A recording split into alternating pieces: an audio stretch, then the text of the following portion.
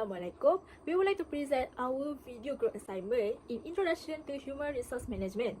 The HRM function that we choose is Human Resource Planning. This is our members. Our team consists of 4 members, which are Fatin Umi Umairah binti Amrin, Nurul Atika binti Nur Jalani, Bahira binti Kamaruddin, and Azrin Samira binti Hafiz.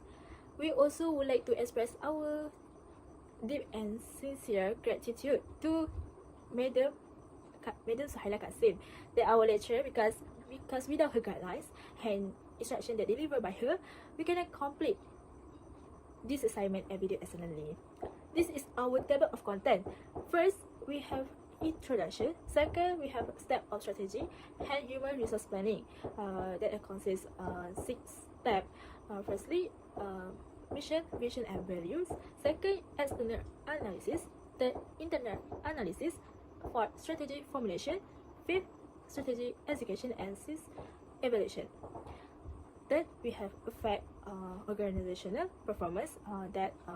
What is HRM function can effect of organizational performance. And fourth, we have conclusion, and fifth, we have reference. Human resource planning (HRP) is the process of anticipating and preparing for the movement of people into, within, and out of an organization. Strategy planning is the procedure for making decisions about the organization's long-term and strategies. At the same time, human resource planning may appear be the same thing as strategy human resource management, but under a different name. They are so similar that one is actually part of other. In this case, human resource HRP is a small part of strategy human resource management has HRM, which is the pattern of human resource deployment and activities that enable an organization to achieve its strategic goals. There are 6 steps of strategy and human resources planning. First is mission, vision, and values. An organization purpose, intention, and overarching goals are outlined in the mission statement, which also provides an explanation of the organization's justification for being. The mission statement aims to communicate purpose and direction to stakeholders, including employees, clients, suppliers, and customers, and it supports the vision. Questions that can be considered when drafting mission statements such as, what is our organization purpose, and why does our organization exist? Next, a vision statement anticipates the future and conjures up the ideal condition that the organization hopes to reach. It should inspire employees and provide them with goals. Questions that can be considered when drafting vision statements such as, what problem are we seeking to solve, where are we headed, what would we look like 10 years from now? Afterwards, a value statement lists the core principles that guide and direct the organization and its culture. A moral compass is created for the organization and its employees in a values-led workplace. It establishes a benchmark against which actions can be judged and directs decision-making. These guiding principles are a shared framework that the leadership follows. Questions that can be considered when drafting value statements such as, what values are unique for organization, and what values should guide the operation of the company. Next is external analysis. Businesses can adapt to change and streamline their current products to better meet the needs of their client base with the aid of external assessments. Whether you are a finance expert or a business owner, doing an external study can assist you to lead your organization to success. External analysis, often termed environmental analysis, is the process by which firms objectively examine the changes in their industry and the broader world that potentially affect their existing business operations. Companies do this to ensure they can adapt to changes and continue to prosper within an industry. Elements of external analysis such as supply chain, industry, economic trends, competitors, market demographics, and PEST analysis. First, supply chains focus on the source of raw materials, the manufacturing process, and the transportations of the finished products. Due to the fact that they frequently occur far from the corporate headquarters, these elements are considered external. Therefore, it is essential for businesses to keep an eye on this process and search for methods to improve it so that it can be as efficient as possible while still abiding by rules and regulations. Next, industry requires businesses to consider present risks and opportunities, current size of the industry, projected growth of the industry, and alternative industries to explore. Businesses can take proactive steps to guarantee their company thrives despite changes in their sector by analyzing these variables. The external analysis element is economic trends. Businesses can adjust by keeping an eye out for anticipated changes in economic patterns, including interest rates, inflation, trading rules, and recession levels. More specifically, it assists a business owner in determining how these factors may impact their level of profitability over a specific time period. Other than that, competitors focus on the number of current industry competitors with similar products, prices, target audiences, and overall company sizes, potential barriers to enter a new industry, and results of complementary products or services. A company can determine the ideal price point to utilize, other industries to explore, steps to improve product quality, and marketing strategies to sustain a profitable firm by reviewing these aspects of its industry competitors. Afterwards, the needs of the target market are taken into account when determining if a company's present products and marketing strategies are effective. The factors for market demographic including age, income or economic status, location of residence, hobbies and interests, how the products or services help improve life. In order to deliver messages to its customers that resonate with them and products that benefit them in their everyday lives, business can improve their present marketing efforts and even the products or services they offer by taking into account these elements. Lastly, conducting a PEST study is another technique to assess all external elements that can have an impact on a firm. Using this technique, business leaders can examine the influence of politics, economics, society, and technology on their success. In order to ensure that businesses owners do not miss anything important when performing an external review of their firm, a PEST study is a wonderful tool for giving them an overview of these components. Next is internal analysis. An organization's internal components are examined as part of an internal analysis in order to evaluate its resources, assets, strengths, competences, capabilities, and competitive advantages. The identification of the organization's strengths and weaknesses aids management during the decision-making, strategy formulation, and execution phases. In other words, a corporation can evaluate what it can do to increase internal competence to manage execution and change by doing an internal analysis. Any business plan should be built upon an internal analysis of strategic management. First is gap analysis. Gap analysis is an evaluation tool that enables businesses to pinpoint internal issues and performance gaps. It is an easy-to-use framework. It assists in making comparisons between the present organizational state and the intended future state.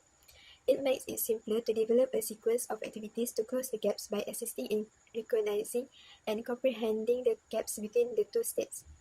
Gap analysis aids management in determining whether their organization is operating at peak efficiency. Additionally, it aids in identifying problems with resource allocation, planning, and production. Next, a strategy evaluation examines the outcomes of the application of a strategic plan. It is helpful to constantly evaluate plan to make sure that everyone is aware of it and following it. A strategy evaluation needs to be carried out such an assessment every 6 months, once a year, or following the implementation of a revised business strategy. It really depends on how many adjustments attempting to make.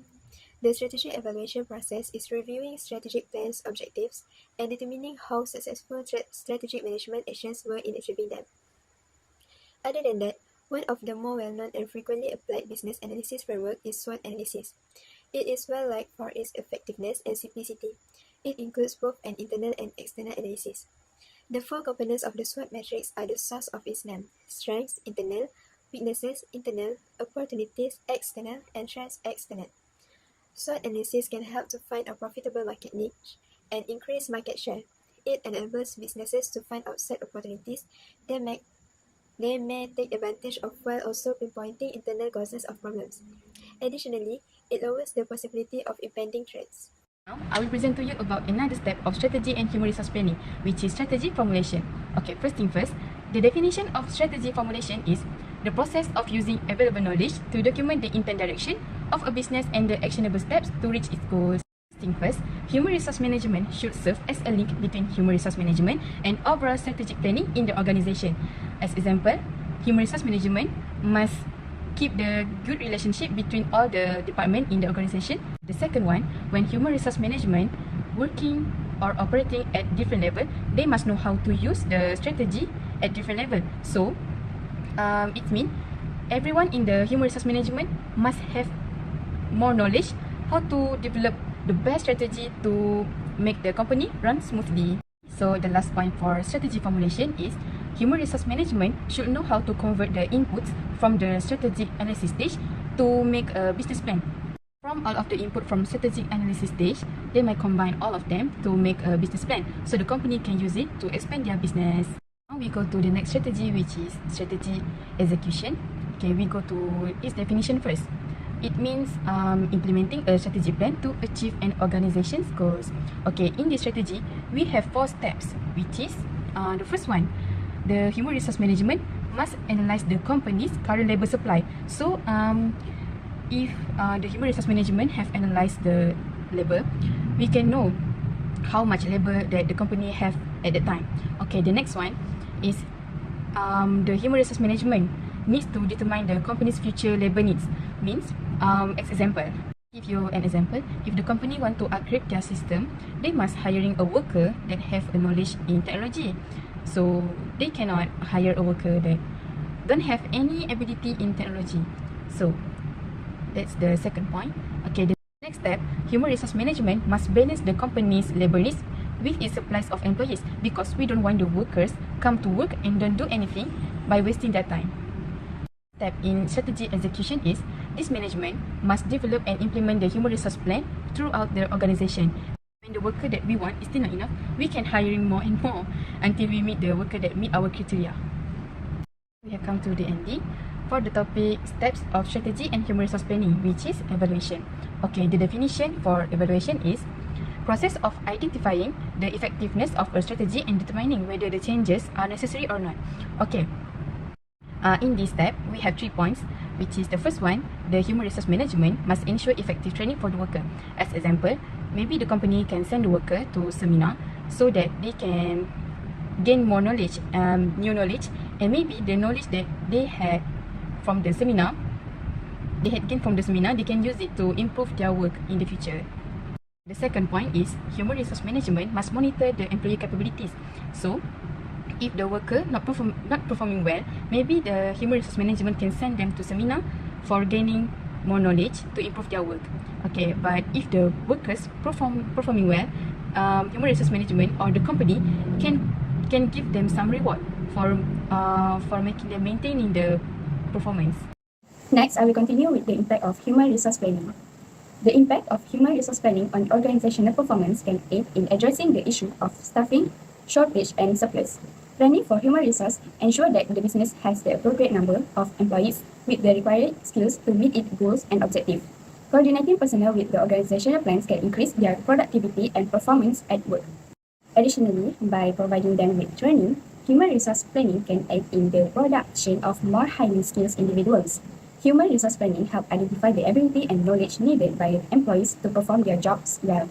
It aids in the formulation and execution of training and action development plans that boost employees' capacity and allow them to contribute more effectively to the goals of the organization. Staff with the right education and training are better equipped to overcome obstacles, adapt to shifting market conditions, and boost organizational performance. Planning for human resource considers factors that influence employees' engagement and motivation. By encouraging a healthy work environment, providing a chance for growth, and recognizing and rewarding employees' accomplishment, organization may boost employees' engagement and satisfaction. Employees who are inspired and engaged are more inclined to go above and beyond, increasing output and improving organization success.